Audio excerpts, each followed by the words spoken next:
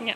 Okay, I'm Sandra Allen, and I'm going to be filming Holly Salazar and her dog Bradley going through the first part of the dog manners badge. So for this component, we're going to make sure that Holly understands what clicker training is and how to use it, and we're also going to make sure that Bradley understands that a clicker is something marking a behavior. Okay. So basically, clicker training is making the dog associate a link between a behavior that he's doing with a sound. It could be either a clicker or it could be a word, and everything's associated with the reward. Reward is anything that the dog wants. So it's just we're linking everything together. So for example, if I'm trying to teach the dog to lay down on command, as soon as the dog lays down, I would click him, and then I would reward him. So the dog realizes that when he lays down, right when I click, that's what the reward was for. Okay, so now what we're going to film is what we're calling part 2. This is where Bradley has to do park it to a place which is about 10 feet away.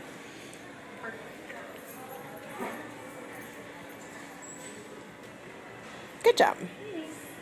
And she doesn't have any treats on her, and then now she's going to do the side command.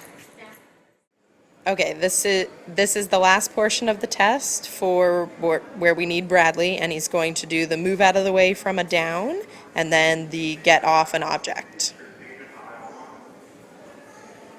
Move. Good. Okay. Down. Down. Good. Alright, and this is the part where he has to get off. Bradley, off. Good job. Very good boy. Nice. Good. Come here. Good. Good. Off. Okay, and I'm just going to explain the usefulness of each behavior. The behaviors that we had, well, park it, okay, and that's something that I actually use all the time at home. When I'm eating dinner, I usually send my dogs to their place, and it's something that I teach to a lot of my guest dogs that stay in the house when I have company over, because some of them just don't have proper manners around guests that come into the house. And then we also have lie on side. That's something I use for grooming all the time. I have the dogs lay on their side, and then I brush them, I line brush them. So it usually takes me about an hour to do a dog, so they're pretty used to getting on their side on command like that. Plus we've taught some other tricks like play dead, using that and roll over. And then go say hi. That's something we use in our pet therapy group. I send him up to people all the time, especially in narrow spaces. Like sometimes it's like a narrow entry between like the bed and the wheelchair.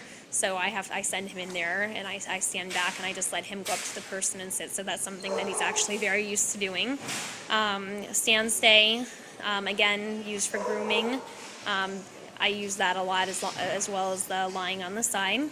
Wait at the door.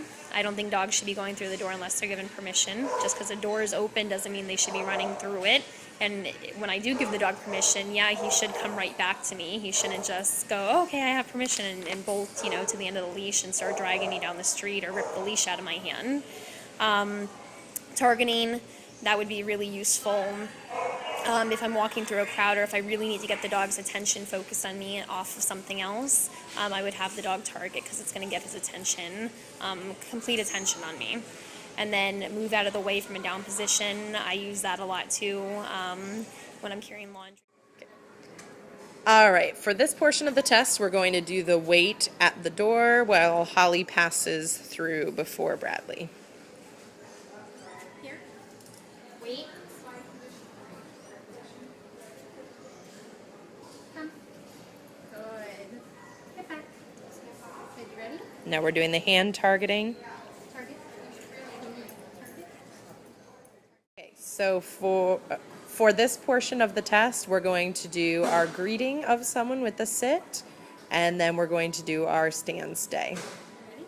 Say hello. Good job.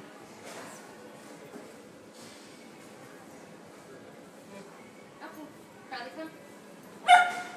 Stay. And now if you can just pat him on his head and his back. Go ahead. Yeah. So anything that can happen in between doesn't matter anymore. And then Bradley also understands the link between the click and the, so he's not looking right now. I'm going to click, and he attention to that. So he does understand what a clipper is.